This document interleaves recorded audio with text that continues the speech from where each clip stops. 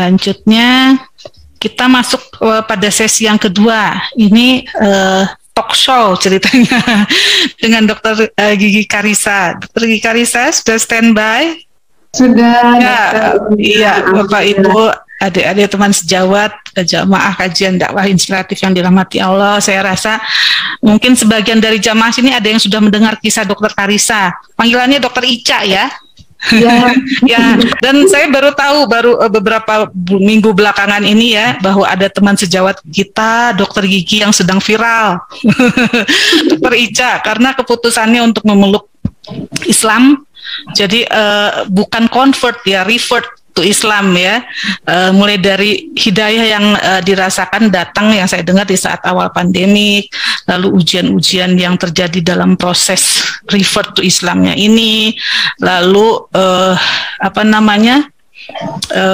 bagaimana kejadian yang kurang-kurang mengenakan itu sampai Dokter Ica dapat melewati semuanya, dan sekarang bagaimana perkembangan hidup dan dalam pekerjaannya, dalam lingkungan masyarakat, dan bagaimana dalam keindahan Islam. Nah, kita ingin tahu bagaimana dengan Dokter Ica, ya. Jadi baiklah, tanpa berlama-lama lagi, kita berlanjut pada sesi kedua ini dengan Dokter Karissa Gladi yang telah menemukan hidayah ilahi. Oke, Assalamualaikum warahmatullahi wabarakatuh, Dok. Sehat-sehat ya. Assalamualaikum warahmatullahi wabarakatuh. Iya, saya dengar nih Dokter Ica ini yang sudah mendengar mungkin ya, sangat inspiratif, orangnya tough, tegar, kuat gitu ya. Gitu. Pertanyaan dari saya nih, kita memulai talk show ya, sebelum hidayah itu datang gitu ya, awal mendapat hidayah ceritanya, tanpa mengurasi rasa hormat saya kepada keluarga dokter dan agama sebelumnya gitu ya. Mungkin bisa digambarkan sedikit bagaimana latar belakang dokter dan keluarga, siapa dan bagaimana Dokter Ica sebelum masuk Islam, lalu apakah dokter ada atau tidak ada keraguan dari agama yang dianut sebelumnya, apakah melihat ada persamaan dan perbedaan antara kitab suci Al-Quran dengan kitab lain yang pernah dipelajari gitu ya. Di pertanyaan-pertanyaan itu bukan bermaksud apa-apa, Dok, ini hanya menjadi bagian dari kita dakwah ya, untuk menyampaikan mengapa sekarang Islam yang diyakini oleh Dokter Ica ini dan para mu'alaf lainnya, Masya Allah, merupakan jalan yang benar gitu. Silakan, Dok. Iya, ya. Terima kasih Dokter Ina. Bismillahirrahmanirrahim. Assalamualaikum warahmatullahi wabarakatuh. Kepada ya, ini Umi ini saksi hidupnya saya, dokter. Ya, ya. Nanti bisa dikonfirmasi. Kuatnya juga karena dukungan dari Umi juga, gitu. Jadi bisa dikatakan gitu. Oh iya, ini saya juga senang menyapa senior-senior ya, guru-guru saya juga. Saya kebetulan kemarin skripsinya tentang OM, dokter. Oh gitu. Bagian kita nih. OM itu oral medicine, ilmu penyakit mulut, Umi. Itu tentang sariawan, tentang kanker mulut, tentang jadi selain gigi gitu kan, kita di mulut kan ada jaringan-jaringan lunak gitu ya. Gitu. Alhamdulillah. Oke. Betul. Itu saya waktu itu ngambil judul manifestasi oral pasien gagal ginjal kronik. Oh iya. Ya, orang gagal ginjal di mulutnya ada seperti putih-putih gitu. Nih gitu namanya stomatitis oral. Ini bagus sekali ya. Kata Umi nggak ada yang kebetulan ini, alhamdulillah. Ini di sini ada banyak residen itu yang mahasiswa yang sedang ambil spesialis kedokteran penyakit mulut, Umi, dari Papua sampai dari Sumatera sampai Papua di sini ada, Umi. Iya. Iya. Silakan Dokter Ica dilanjutkan. Iya gitu. Jadi alhamdulillah ya. Jadi saya dari saya ingat betul tuh Umi waktu itu bilang ya bahwa sebenarnya kita itu setiap bayi yang baru lahir itu kan dalam keadaan fitrah ya sebenarnya sebagai seorang muslim, tapi orang tua kita lah gitu ya menjadikan kita Nasrani, Majusi gitu ya. Di situ saya tadi kaget gitu ya, sempat kaget juga. Oh ya berarti bukan convert tapi revert gitu. Karena memang kondisinya saya dari lahir orang tua itu non-Muslim. Kemudian remaja itu saya lingkungannya betul-betul yang gereja itu wajib gitu ya, sekolah minggu atau kalau di kita itu TPA itu wajib gitu. Kemudian menghafalkan ayat-ayat juga itu wajib gitu di keluarga gitu ya. Kemudian beranjak remaja saya aktif melayani juga gitu, mulai dari penerima tamu aja mungkin gitu, atau yang bantu-bantu ngajar yang sejenis TPA-nya itu ya gitu, sekolah minggu namanya. Kemudian udah dewasa itu dipertemukannya juga dengan suami itu di gereja juga. Beliau dari tadinya pemain musik, kemudian sekolah teologi, dipercayakan jadi hamba Tuhan ya gitu, dan mau nggak mau saya dampingi beliau juga gitu. Kemudian masuk ke kemarin pandemi awal-awal Maret itu 2020, saat kita lagi digerakkannya masih 3M ya, selalu memakai masker, rajin mencuci tangan dan menjaga jarak ya, nggak boleh salaman dulu. Nah itu entah kenapa itu saya melihatnya kok hari-hari ini kita seperti orang Islam ya. Waktu itu saya nggak sengaja ketemu perempuan muslim yang memakai niqab gitu di kantor di balai kota di dekat Masjid Fathahillah itu. Saya cerita yang biasanya saya terus terang mohon maaf memandangnya sebelah mata ya, yang berpenampilan seperti itu, hari itu seperti Allah begitu memuliakan wanita ini gitu, sampai saya bilang iya ya, saya lihat beliau nggak mau salaman, ketemu temannya yang bukan mahram itu nggak mau jabat tangan gitu. Kok kita kayak gitu ya? Kok ajaran yang sudah ada dari lebih dari 14 abad lalu kok hari ini kita lakukan gitu kan? Bahkan kalau kita kayak gerakan wudhu kita itu kalau kita masuk OKA mirip banget gitu kan, gitu ya, yang WHO baru tetapkan kapan gitu ya, tahun 1900-an mungkin ya, itu tapi di Al-Quran sudah dijelaskan bahwa caranya cuci tangan itu dari sini ke sini gitu ya, bukan sebaliknya gitu.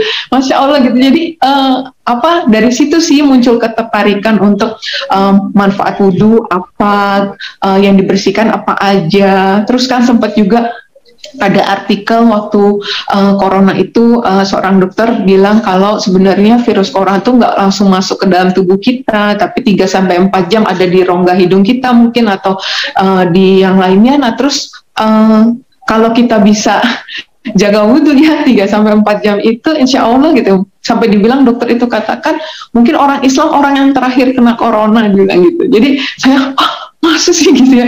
Terus sampai saya cari-cari emang sholatnya jam berapa aja sih? Oh iya ada subuh. Terus tapi kan ke zuhur jauh lebih dari 3-4 jam. Saya baru temukan lagi ada duha gitu di antara subuh dan zuhur gitu. Kemudian ada asar, ada maghrib, ada isya. Oh deket maghrib sama isya cuma sejaman gitu kan. Terus kan jauh lagi tuh isya ke mana, ke subuh gitu. Kan bisa kena lagi, saya mikir gitu. Enggak, ternyata ada lagi sholat witir, ada sholat tahajud gitu ya, belum sholat sunnah lainnya. Jadi di situ saya mulai tertarik. Kemudian saya tertarik manfaat gerakan sholat gitu.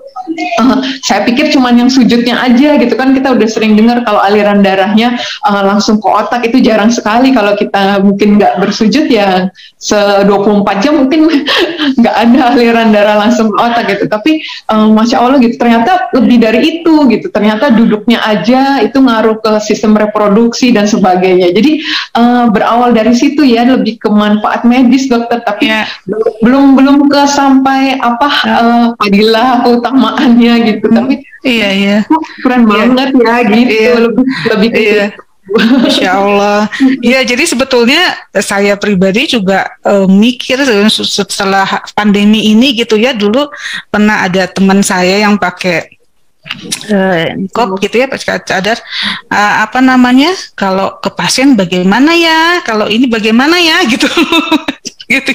Jadinya tapi setelah pandemi ini loh kok justru kita dipaksa istilahnya gitu dalam tanda kutip untuk seperti teman-teman seperti ini gitu ya. Jadi ya itulah Allah menunjukkan kekuasaannya.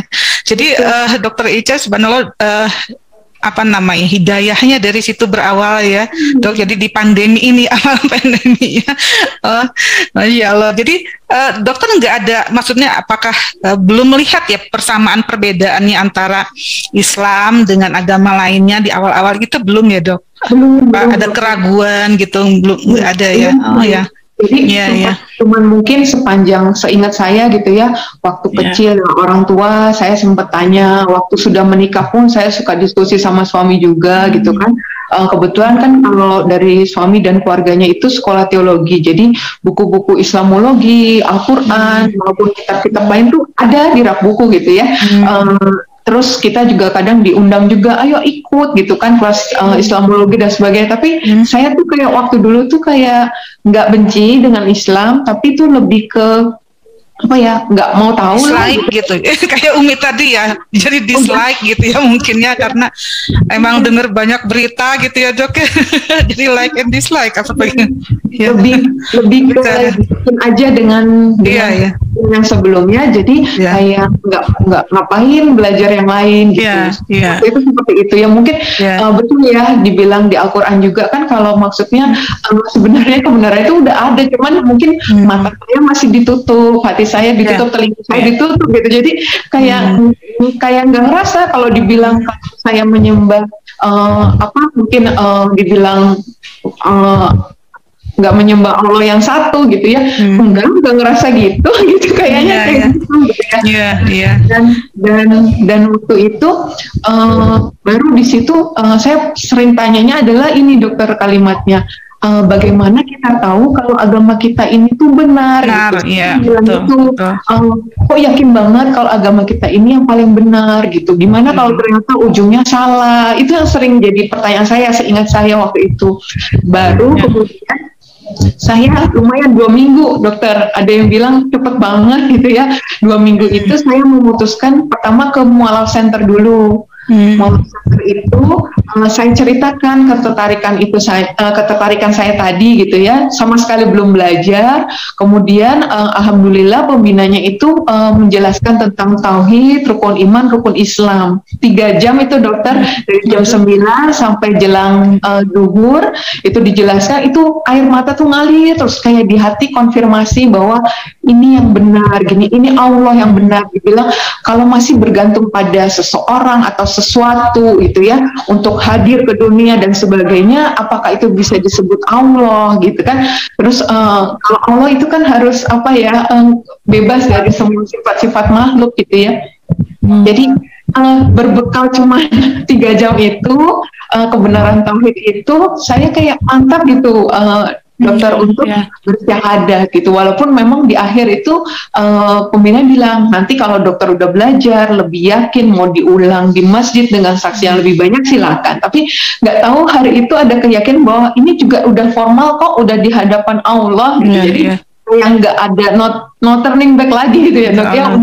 Itu jadi setelah itu baru habis ini gimana? Ya udah, berarti udah dikenakan kewajiban sholat. Jadi sholat itu yang harus kita perjuangkan gitu. Jadi proses yang cukup cepat juga gitu ya, Dok. Ini jadi tadi saya cerita bahwa teman-teman mu'alaf ini banyak ceritanya gitu, kisah-kisahnya dari yang dalam jangka waktu pendek sampai panjang bertahun-tahun. Masya Allah, Dokter Ica ini waktu pendek ya diberi hidayah yang luar biasa, nikmat hidayah gitu ya. Tapi nggak mikir ada tantangan gitu dari keluarga dan sebagainya gitu. Dokter Ica silakan, maksudnya ya kita sudah dengar sedikit, tapi mungkin dari Dokter Ica sendiri tantangannya apa sih, apa yang dipikirkan gitu sampai sekarang kok sampai semakin solehah, semakin yakin gitu. Silakan. Dokter. Ya kalau ngomong tantangan ini yang paling tahu Umi ini, dokter. Pasti. Umi di Irena Center itu ya, Dokter Ica ya sempat di sana ya. Masya Allah, Umi. Allah semua ya, dokter. Jadi saya nggak pernah membayangkan gitu ya jalannya akan seperti ini gitu. Jangankan orang lain terheran-heran gitu ya, kok yang kenal saya gitu ya, kok bisa jadi seperti ini. apakah karena banyaklah asumsi-asumsinya gitu ya, penyebabnya gitu. Jangankan orang lain heran, saya sendiri heran kok waktu itu. Saya sampai gini pukul muka saya gitu. Saya lagi kenapa gitu. Saya sampai begitu gitu. Dan mungkin mengira saya kemasukan setan dan sebagainya, atau saya punya modus lain lah gitu ya. Nah terus saya tuh sampai bahkan waktu berjalan ke Mualaf Center itu saya gini kayak bilang, ya Allah, kalau belum ya Allah kayak masih ya Tuhan, kalau ini saya tuh durhaka sama suami sama orang tua gitu ya, tolong jangan bikin saya sampai ke Mualaf Center. Saya sempat begitu gitu. Sempat begitu ya, sampai saking saya kenapa gitu. Saya udah coba bendung dokter tapi nggak bisa gitu ya. Mungkin kalau banyak orang dapat hidayah tuh sebelum nikah gitu kan. Saya sudah punya anak 3, jadi ya mungkin ini kalau sampai dilanjutin saya tahu bakal berantakan gitu, tapi kayak berusaha meram, berusaha udahlah gitu ya, nggak bisa gitu. Dan yang ada ya udah, akhirnya waktu itu saya setelah yang bersyahadat itu saya cuma pegang jadikan sabar dan sholat penolongmu. Jadi apapun yang terjadi tuh yang saya perjuangkan justru sholatnya gitu. Dengan segala ketidaksempurnaan ya dok, belajarnya tuh pakai YouTube dulu gitu ya.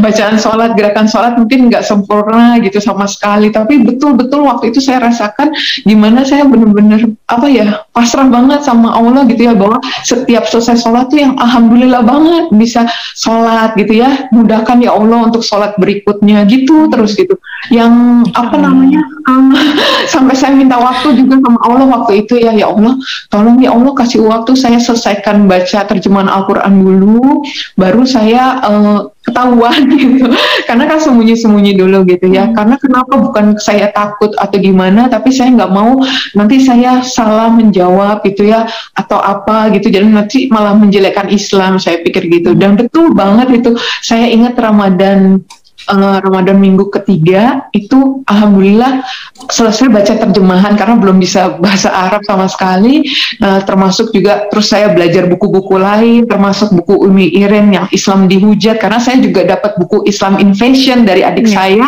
yang disuruh baca, tapi kok nggak tahu kenapa saya nggak ngerasa itu kayak ilmiah, tapi kok ngawur gitu. Kalau saya pas di hati saya gitu ya, pendapat saya, terus saya masa sih nggak mungkin orang Islam tinggal diam ini, saya pikir gitu, pasti ada yang menjawab.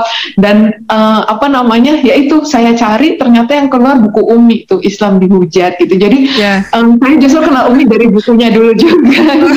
Nah, terus alhamdulillahnya ini sambungannya ini yang mengherankan kalau udah Allah yang pertemukan itu ya.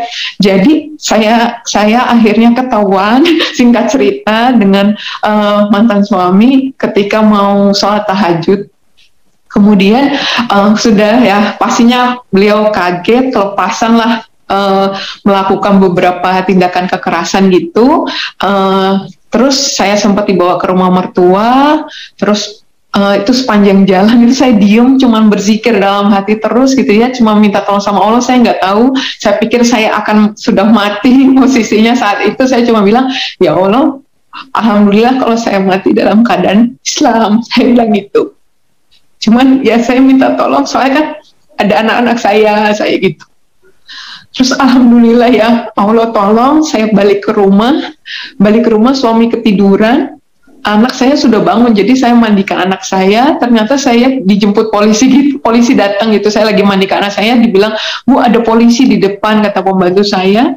Terus saya ditanyain tadi ada keributan apa dan sebagainya, terus itu saya bahkan usir polisinya gitu ya, saya takut nanti kalau bangun malah saya lebih dimarahin lagi gitu. Terus sama polisi nggak bisa, sekarang saya bilang, enggak Pak, itu nggak bekas kayaknya, soalnya suami saya juga pengacara, dia tahu mana yang nggak menimbulkan visum gitu di kulit kepala sama di kuping. Saya bilang, apa itu Bu, ini sudah mulai memar, ternyata sudah kelihatan, bibir juga sudah ada memar gitu. Diapain lagi Bu? Paha sempat Pak dipukul, terus ada polon yang buka, masih ada ruas jari gitu. Terus jadi nggak bisa, Ibu harus visum sekarang juga, BAP juga sekarang juga. Jadi itu saya benar-benar udah ngikut aja, saya nggak bisa mikir. Waktu saya nggak bisa mikir, selesai dari polisi, alhamdulillah itu teman-teman saya bawa lawyer, saya nggak punya lawyer, itu teman saya yang bawain lawyer, Masya Allah, ternyata lawyernya itu adalah lawyernya Umi Iren juga, gitu. Jadi itu saya itu sama beliau dibilang, Ica, sekarang gimana? Ica mau pulang atau gimana? Pada nanya gitu. Ica bilang, nggak bisa, Ica nggak tahu, Ica nggak bisa mikir. Terus gelap, Ica nggak tahu, Ica bilang gitu. Terus habis itu mereka bilang, ya udah kita yang mikir, katanya gitu. Terus habis itu lawyer Ica bilang, anak-anak di mana gitu? Anak-anak di rumah. Ntar aja ya Mas, minta tolong nanti diambilin. Saya bilang di pengadilan, saya bilang gitu. Tapi beliau bilang, enggak Ica, saya pengalaman. Anak itu bukan barang. Dibilang kalau bisa dibawa sekarang dibawa. Ya udah saya cek dulu ya, udah bangun belum suami saya tanya, Mbak belum Bu, Bapak belum bangun. Ya udah Mbak, sekarang keluar sekarang juga, nggak usah bawa apa-apa. Saya bilang sama anak-anak. Jadi alhamdulillah itu dibawa sama saya nggak tahu saya mau dibawa kemana. Ternyata lawyer saya bawa ke tempat Umi di Sentul gitu. Jadi Masya Allah itu pertemuan saya masih ingat betul. Umi kayaknya lagi itu ya, Umi persiapan mau buka puasa, itu kayak lagi rapat yayasan. Itu Masya Allah, Ica ketemu sama yang buku yang Ica baca, kan pengarang yang Ica baca gitu. Itu sampai nangis gitu ya, cerita Umi gitu ya. Umi, Ica udah baca buku Islam Dihujani gitu.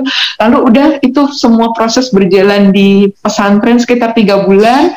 Ica ikut di Umi sama anak-anak itu, Masya Allah seminggu pertama itu benar-benar tantangan. Anak-anak tuh sampai, biasanya kalau di tempat Umi tuh pada subuh habis zikir pagi tuh Umi ada kultum gitu ya. Terus habis itu Ica suka cerita gitu, Umi Ica galau, apa Ica zolim ya sama anak-anak. Mungkin Umi ingat Ica pernah cerita gitu, apa Ica pulangin aja ya anak-anak. Ica bilang, soalnya Ica nggak jelas ini ke depan Ica kayak gimana, masa anak-anak Ica bawa. Kenapa, kata Umi, itu anak-anak nggak, ini Umi nggak tidur Umi. Ica jadi kan nggak tidur 24 jam, jam 3 belum tidur, Ica jam 3 udah harus sholat lagi subuh dan sebagainya. Terus oh gitu, terus apa nggak makan nggak habis itu di tempat Umi itu, susu nggak habis, nggak pup, mohon maaf gitu. Terus habis itu udah pokoknya kayak Ica titik nyerah gitu. Tapi Ica ingat waktu itu Umi bilang, nggak boleh ingkar sama kebaikan Allah gitu.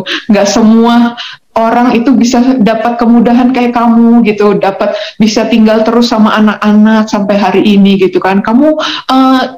Kamu pikir nggak kalau misalnya kemarin kamu tinggalin anak-anak, fitnah apa yang akan ditimpakan ke kamu gitu kan? Mungkin kamu nelatarin anak-anak, nggak sayang anak-anak, ninggal anak-anak gitu kan? Mungkin pergi dengan laki-laki lain. Tapi kalau sekarang maupun nanti anak-anak pun diambil pun, katanya, kata Umi saya gitu, mereka tahu maminya pergi kemana, sama siapa, ngapain di sana gitu. Oh iya ya Umi. Terus alhamdulillah itu Ica ingat betul subuh seperti itu. Maghribnya alhamdulillah malam itu anak-anak bisa tidur gitu, udah mulai bisa balik lagi makannya. Itu Masya Allah banget, jadi benar-benar kayak orang mau ngelahirin kali ya dok. Jadi kayak paling sakitnya habis itu keluar kepala. Masya Allah ya. Itu jadi aduh ini speechless ini apa namanya, sedih tapi apa ya, bangga gitu ya, bangga, terus proud apa ya kata-katanya, karena baru memeluk Islam, revert to Islam, tapi ujiannya begitu berat ya Umi ya. Tapi sekarang bisa melampaui. Mungkin di sini yang menguatkan ini Umi perannya sangat besar ya. Aduh, ya Allah. Ada satu lagi saya ingat banget tuh, dokter. Jadi Ica tuh kan PNS ya, jadi Ica nggak bisa lama-lama juga cuti. Ica habis itu harus balik ke kantor PP Jakarta Sentul, dan waktu itu memang kondisi belum kondusif banget gitu. Jadi Ica kayak masih nunggu kekuatan hukum lah gitu untuk melindungi Ica sama anak-anak. Nah di situ tantangan besar banget untuk datang ke kantor, karena kami tahu kalau pasti keluarga, mantan suami dan sebagainya pasti menunggu di sana gitu ya untuk melihat Ica, dan mungkin akan bertanya-tanya lah gitu. Nah di situ Ica tempat kerja, ke tempat kerja dicari Ica. Iya. Nah, itu padahal maksudnya masih belum siap lah gitu ya. Nah kemudian Ica takut banget, Umi tahu banget Ica sampai nggak bisa tidur dan sebagainya. Terus Ica tahajud itu, setelah tahajud tuh dapat surat apa, dapat ayat gitu ya, ayat pop up gitu. Padahal Ica kan nggak tahu isi Al-Quran gitu ya, isi Al-Quran. Terus tiba-tiba dapat ayat Quran surat Fusilat gitu. Ica ingat waktu itu pada sama abis kultum, Ica bilang, Umi nanya gimana Ica gitu ya, hari pertama Ica harus balik kantor. Umi tahu Ica takut gitu kan. Terus habis itu, Alhamdulillah Umi barusan Ica dapat ayat. Ica bilang, oh iya dapat dari mana ayat apa? Dari Quran surat Fusilat ada ya Umi, surat Fusilat. Ya ayat Quran surat 41 ayat 30 sampai 32. Apa dibilang apa? Ya kan sesungguhnya mereka yang berkata Tuhan kami ialah Allah, dan meneguhkan pendiriannya gitu ya. Maka malaikat-malaikat akan turun dan berkata, janganlah bersedih hati, jangan jangan takut, jangan bersedih hati, bergembiralah dengan surga yang telah dijanjikan bagimu. Kamilah pelindungmu dunia dan akhirat. Di sana kamu akan memperoleh apa yang kamu minta dan yang kamu inginkan gitu ya. Sebagai penghormatan bagimu dari Allah yang Maha Pengampun, Maha Penyayang. Kemudian pas banget gitu ya dengan kondisi itu, dapatnya secara acak atau bagaimana? Random banget gitu ya. Jadi itu ya Allah sampai merinding. Iya gitu. Terus Umi langsung bilang, ya udah, sekarang Ica berani kan, mantep kan? Iya, dulu Umi sendirian, Ica nggak sendirian, ada Allah, ada malaikat-malaikat. Jadi di situ Ica bersyukur banget gitu. Terus ada teman-teman juga yang support Ica, grup alumni Ica, SMA, kuliah itu ya, sampai datang ke tempat Umi jemputin Ica gitu ya, bergantian gitu ya. Ica padahal orang yang nggak aktif dokter di grup gitu ya, yang silent reader lah gitu. Tapi kalau kita minta tolongnya sama Allah tuh insya Allah yang kayak gerakin semesta untuk tapi mungkin kalau kita itu bergantungnya sama manusia mungkin ya udah dapatnya segitu aja. Tapi kalau dari Allah tuh sempurna banget, bisa diungkapkan kata-kata itu banyak hal gitu ya. Bener-bener waktu itu Umi sampai bilang, bener ya Umi, inamal usri yusro. Setiap kita habis dengar kabar buruk apa ya Umi tetap santai gitu, kayak Umi bilang, sebentar lagi masih ada berita baiknya gitu ya, ada kemudahannya gitu. Dan benar itu yang terjadi gitu. Umi ini jam terbangnya kan udah tadi refer to Islamnya tahun berapa itu, jadi sudah makan asam garamnya gitu. Jadi Dokter Ica dapat ibu yang luar biasa ini di sini gitu ya, sangat-sangat menguatkan ya, punya peran. Tapi di sini maksud saya bertanya, kita tidak bermaksud untuk memojokkan siapapun gitu ya, kita tidak menjelekkan siapapun. Mereka yang berbuat tidak baik atau kurang menyenangkan itu mungkin karena ketidaktahuan gitu ya. Dan itu tadi seperti Umi bilang yaitu ya, mungkin akalnya juga mungkin itu tadi Dokter Ica pernah lihat bahwa belajar Islam juga ya, Al-Quran juga ada mungkin di rumah dulu waktu itu, tapi kenapa tidak dibuka, tidak dibaca, ya itulah mungkin memang sudah waktunya gitu ya. Jadi bagaimanapun ayahnya anak-anak, terus orang tua juga ketidaksenangan itu karena ketidaktahuan juga gitu ya. Tapi ada Umi dan teman-teman yang menguatkan, Masya Allah. Jadi lalu mungkin Dokter Ica yang ada sekarang, mungkin saya lihat Dokter Ica aktif gitu ya, dakwah juga. Nah, bagaimana kegiatan sekarang dalam Islam? Karena sebelum Rifat Islam mungkin bisa melihat ya, ibadah orang Muslim itu yang saya dengar gitu ya, mu'alaf itu awalnya tuh enggak ditengok karena apa, ibadahnya repot ya gitu, menjalankan ibadah Islam itu ribet, harus wudhu dulu, harus sholat dulu, harus sholat 5 waktu gitu, terus belajar huruf Arab hijaiyah gitu ya, untuk membaca Al-Quran, lalu puasa kayak yang berat gitu ya. Padahal kalau sudah dijalani pasti merasakan nikmatnya luar biasa gitu ya, berpuasa ya. Bahkan kalau sudah Ramadan berhenti, kita semua aduh kangen kenapa berhenti gitu ya. Ya mungkin Dokter Ica bisa menyampaikan, kita pengen tahu juga sampai saat ini bagaimana pandangan Dokter Ica tentang Islam dan apa yang sudah dijalani gitu. Silakan. Terima kasih. Ya, jadi waktu itu Ica yang paling Ica mungkin Islam tuh pilihan terakhir gitu ya, karena Ica lihat, aduh kok ke lantai ya, sembayangnya kok ke lantai gitu-gitu. Tapi ternyata justru hari ini Ica makin takjub, makin terpesona itu justru, Masya Allah sekarang kalau kita ke mall ya, orang mau pakai sepatu, sandal apa yang berbranded, kemudian tas branded pun gitu ya, semua ditanggalkan waktu sholat, sama-sama semua ke lantai gitu ya. Gitu. Jadi terus yang di saf paling depan juga bukan orang tertentu gitu kan, disiapkan untuk orang tertentu, tapi ya yang datang duluan jadi saf terdepan dan sebagainya. Jadi betul-betul di hadapan Allah itu kita sama gitu ya. Kemudian dari kitabnya juga itu Ica tuh benar-benar inilah yang dibilang kitab suci gitu ya, Masya Allah, yang kalau memang bukan Allah yang menjaga nggak mungkin gitu ya, selama 14 abad ini nggak aman gitu ya, terjaga dari perubahan, aman dari intervensi tangan manusia gitu, yang nggak hari ini ya Insya Allah sampai nanti kita nggak akan dengar bahwa mohon maaf per tanggal misalnya per Januari 2022 ini Quran surat Al-Baqarah dinyatakan tidak berlaku, kan nggak ada ya. Gitu. Jadi waktu itu Ica sampai pertama itu sebelum Ica pelajari ke dalamnya, Ica yakin dulu nih kalau tadi tauhid ya, bahwa ini yang dibawa dari Nabi pertama sampai Rasulullah itu semua cuma bawa satu pesannya, itu tauhid gitu ya.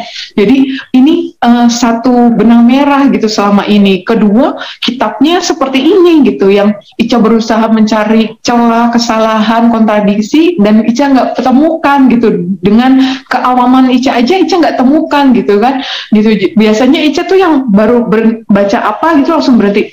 Gitu, pasti gitu tuh. Kok ini Ica sampai suka ditanya ya, kok selalu ceritanya pas di juz 27. Memang saya baru menyadari itu tuh pas lagi saya baca terjemahan, pas di juz 27 udah sampai juz 27 gini, kok dari tadi belum ketemu ya yang saya kayak kontradiksi, yang saya kayak heran, saya kayak masih nggak ngerti gitu. Tapi alhamdulillah itu betul-betul Allah bimbing gitu. Jadi berawal dari situ, kemudian alhamdulillah tadi kenapa saya bilang Allah sempurna, kok ya lawyer itu bawa saya ke tempat Umi. Saya mikirnya saya dibawa ke kosan, ke rumah kontrakan gitu ya. Nggak kebayang kalau saya ada di kontrakan sama anak-anak yang ada berempat itu galau gitu kalian, nangis-nangis tiap hari gitu, nggak jelas. Tapi Masya Allah langsung waktu itu saya ingat lawyer saya langsung cerita ke Umi langsung bilang udah masuk sini aja gitu. Dan kebayang gitu ya, saya yang bener-bener dari nggak pernah tahu kehidupan Islam tiba-tiba masuk pesantren gitu, kebayang ya, apalagi anak-anak juga gitu kan yang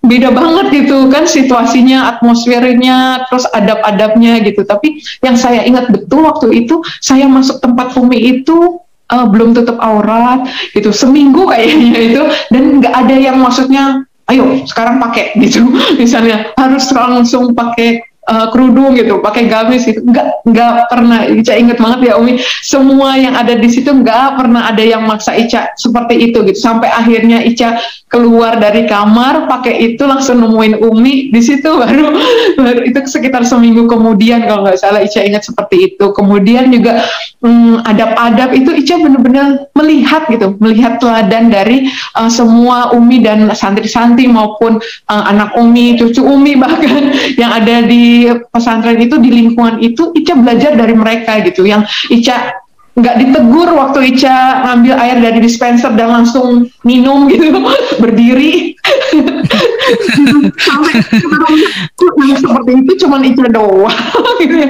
Baru Ica, oh harus duduk gitu ya, yang benar-benar itu gitu ya. Aduh, yang tadinya anak-anak Ica juga nggak ngerti ya, larian aja pakai sendal ke musola, yang aduh itu batas sucinya nih, Masya Allah gitu ya. Dan mereka ini cuman diingatkan harus dibersihkan lagi gitu, yang Masya Allah gitu, yang benar-benar Ica beruntung banget gitu ya, Allah bawa ke situ, dan disitulah habit Ica terus terang Dokter Irna dimudahkan untuk dibentuk tuh di sana gitu. Mulai dari nggak pernah ketinggalan itu sikir pagi, sikir petang gitu. Kalaupun Ica waktu itu ketinggalan sikir pagi karena harus segera berangkat ke Jakarta untuk kerja, juga diingatkan jangan lupa ya tetap sikir pagi. Iya, jadi Ica di mobil tetap sikir pagi dulu gitu. Jadi itu yang kebawa terus sampai sekarang. Kemudian juga selalu ada tilawah Quran, selalu ada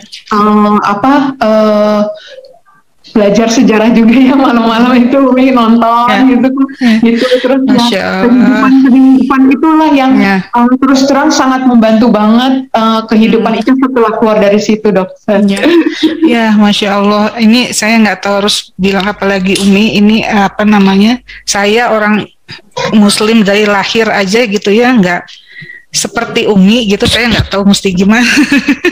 Jadi Masya Allah, amal ibadahnya sangat ini, jadi membimbing mu'alaf. Kita sendiri yang Muslim dari lahir itu belum tentu ada satu mu'alaf yang kita bimbing gitu ya. Makanya ada mu'alaf yang akhirnya balik lagi ke agama sebelumnya gitu, karena mungkin kesalahan kita juga gitu ya, tidak menyampaikan tidak istilahnya menanamkan gitu ya, memupuk mereka gitu. Tapi ini apa yang dikerjakan Umi di sana gitu. Terus terang aja saya juga baru tahu ini ada Irena Center. Itu dulu sempat baca-baca sih, tapi sambil lalu gitu. Dan sekarang manfaatnya, efeknya itu sangat luar biasa, karena ada satu teman sejawat ini yang kalau ya sama-sama dokter gigi mungkin, jadi kita ada koneksi bahwa kenapa nih orang pinter gini gitu ya sampai bisa seperti ini meninggalkan, maksudnya revert to Islamnya, tidak memikirkan awal anak dulu, pekerjaan dulu, uangnya nanti gimana, rumahnya nanti gimana gitu ya, yang penting kuat gitu. Dan lingkungan Umi sekitarnya itu Masya Allah sangat-sangat mendukung. Kita mengucapkan puji syukur juga ya. Dan waktu itu Ica didatengin guru-guru, Dokter, sama Umi. Pastinya gitu ya. Oh iya, Umi tuh bilang nggak boleh Ica tergantung sama Umi katanya. Terus Umi itu ada spesialisnya, Umi di kristologi. Tapi nanti Ica kalau belajar fikih ada gurunya lagi. Jadi Masya Allah betul-betul dikasih yang terbaik. Jadi perkenalan terhadap perbedaan, ada persamaan dari Islam dengan agama sebelumnya, itu juga di situ ya Dokter Ica ya. Maksudnya di awal-awal pada saat memutuskan itu revert Islam itu belum ya, maksudnya diyakini bahwa saya baca kan sampai yang dipertanyakan Nabi Muhammad itu betul nggak Nabi terakhir namanya di Bible tuh Ahmad atau apa dan sebagainya gitu ya, saya baca-baca gitu, itu belum ya Dokter Ica ya.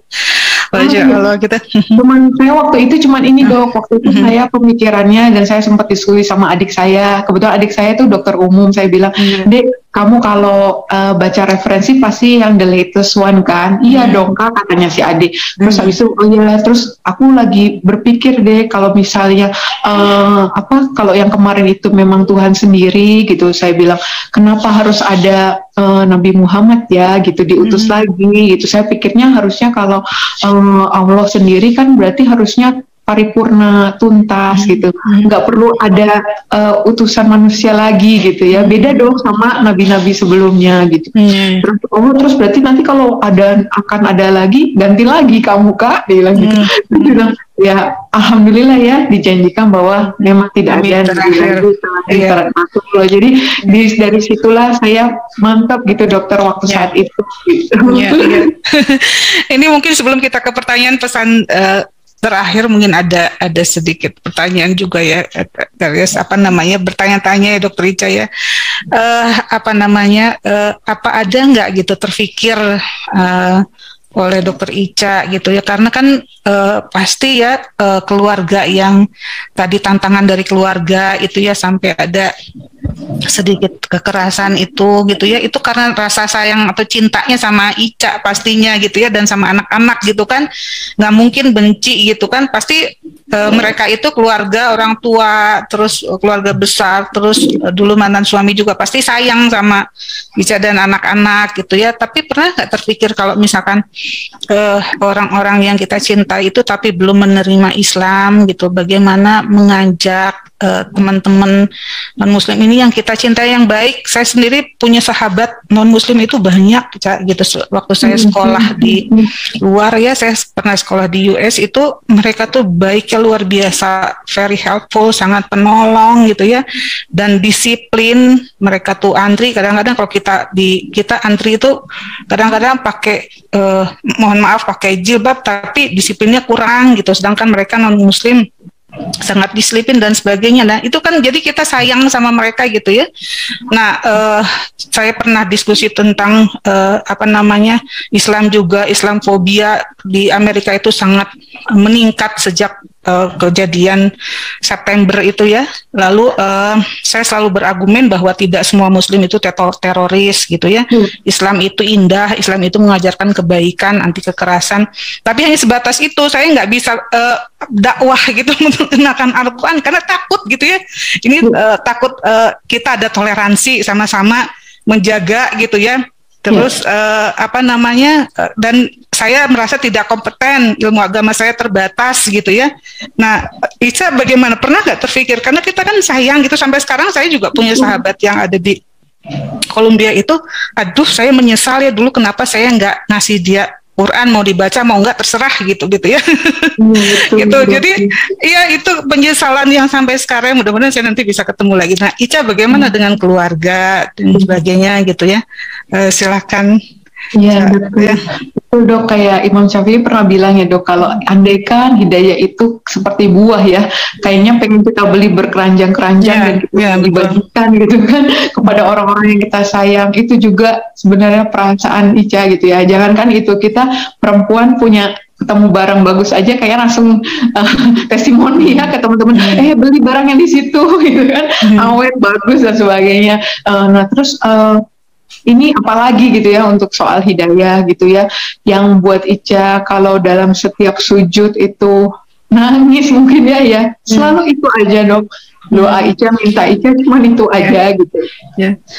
Kalau bisa diwafatkan bersama mereka juga dalam keadaan Islam gitu dan bisa berkumpul lagi di surga gitu kan bersama mereka. Jadi Ica nggak bisa cerita detailnya apa saja yang Ica lakukan, tapi memang ikhtiar itu nggak, walaupun hidayah itu betul-betul semata-mata milik Allah, tapi memang ikhtiar kita itu emang nggak boleh putus sih untuk mengusahakan itu gitu. Kalau kita udah ikhtiar ya selebihnya terserah Allah gitu, karena saya waktu itu ini sama pesan Umi juga, Ica tenang aja, nanti kalau segimanapun Ica misalnya anak-anak itu diusahakan untuk tetap di agama saat dia dilahirkan atau gimana, tapi kalau hidayah Allah datang ya nggak ada bisa yang menghalangi gitu. Kan nanti juga yang dihitung itu terakhir ya dong gitu ya. Jadi ya Ica lagi berusaha, mudah-mudahan ada jalan lah ya, semoga bisa semua dapat amin. Ya jadi saya bertanya-tanya aja Umi, dakwah gitu ya, kita bagaimana kita bisa berdakwah sama orang-orang yang kita cintai tapi belum refer to Islam gitu ya. Jadi kalau Dokter Ica berdoa terus, mudah-mudahan diijabah sama Allah, amin. Tapi kalau saya lihat beberapa mu'alaf yang ternyata keluarganya akhirnya menyusul itu karena perbuatannya yang baik, katanya tadinya nakal gitu ya, tadinya ini tiba-tiba berubah jadi baik. Nah itu mereka melihat dari situ mungkin kelakuan kita juga. Jadi mungkin jadi kita sebagai muslim yang sejak lahir harusnya mencontoh gitu ya. Kalau kita merasa, saya sendiri belum kompeten untuk seperti Umi, jadi ilmu Islamnya sangat terbatas gitu ya. Nah setidaknya kita memperlihatkan dari tingkah kita, dari pola hidup kita dan sebagainya gitu. Tapi tentunya dengan doa. Ada teman mualaf dokter itu istilah sebab saya salah satu sebabnya kan tadi pandemi ya, lihat perempuan memakai niqab. Ada salah satu teman dapat hidayahnya karena ada seorang muslim memberikan dia jus. Oh gitu.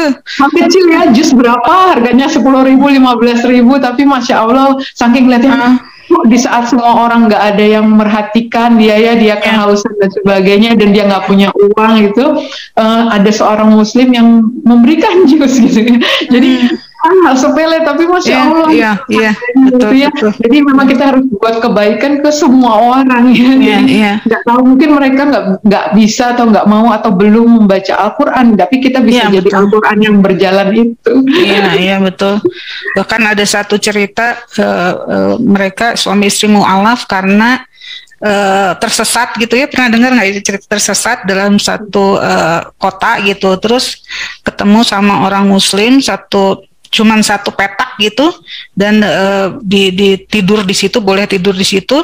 Ternyata begitu bangun, semua orang yang punya rumah itu muslim, anak-anak dan istrinya tuh tidur di luar sampai kedinginan. Jadi dia mempersilakan tamunya untuk tidur di situ, sedangkan dia dan keluarganya di luar. Nah setelah itu baru tahu, oh orang Islam itu baik gitu ya, Islam itu ternyata baik gitu ya. Jadi masya Allah, jadi dari situ mungkin kita harus ini. Baiklah, sebelum ke pertanyaan mungkin sedikit dari saya, Ica ya. Jadi sebetulnya belum puas juga. Tahu Umi, saya sendiri belum puas. Mudah-mudahan ini juga, tapi pastinya sangat inspiratif ya. Kita selalu bertanya-tanya gitu ya, maksudnya saya sendiri gitu, sampai sejauh mana ilmu agama kita. Jangan-jangan kita yang sudah memeluk Islam 25 tahun yang lalu gitu, tapi kita tidak lebih baik dalam mengenal Islam dibandingkan Umi sama Dokter Ica nih dan para mu'alaf lainnya gitu ya. Apa yang sudah kita berikan untuk Islam? Apakah kita sudah menjalankan kewajiban kita berdakwah gitu ya? Tapi apakah kita kompeten? Kadang-kadang ya nggak berani gitu ya. Nah setidaknya kajian ini bisa memfasilitasi kegiatan dakwah ini gitu ya. Jadi Bapak dan Ibu jemaah yang dirahmati Allah, marilah kita berislam dengan berlandaskan ilmu dan akal seperti kata Umi gitu ya. Mungkin tentang hidayah, Allah berfirman bahwa orang-orang yang bersungguh-sungguh berjuang di jalan kami, sungguh akan kami berikan petunjuk hidayah kepada mereka yang udah istiqomah di jalan kami. Itu yang seperti Dokter Ica jalankan dan Dokter Umi Irena juga gitu ya. Jadi marilah kita bersungguh-sungguh untuk mendapatkan hidayah, dijemput hidayah itu katanya, jadi bukan ditunggu, jangan tunggu tua dulu, jangan tunggu sukses dulu, menunggu anak dewasa dan mandiri dulu seperti saya mungkin. Jadi semoga kita semua mendapatkan hidayah dari Allah. Semoga keluarga, teman, kaum muslimin dan non-musliman juga mendapatkan hidayah yang terbaik. Luar biasa ya Mbak Isti, baru 1,5 tahun ini udah mau menghafal Al-Quran nih kita, ya Allah. Makanya ini untuk orang yang sibuk ya, makanya ini sangat inspiratif ya, mengingatkan kita juga ya makanya.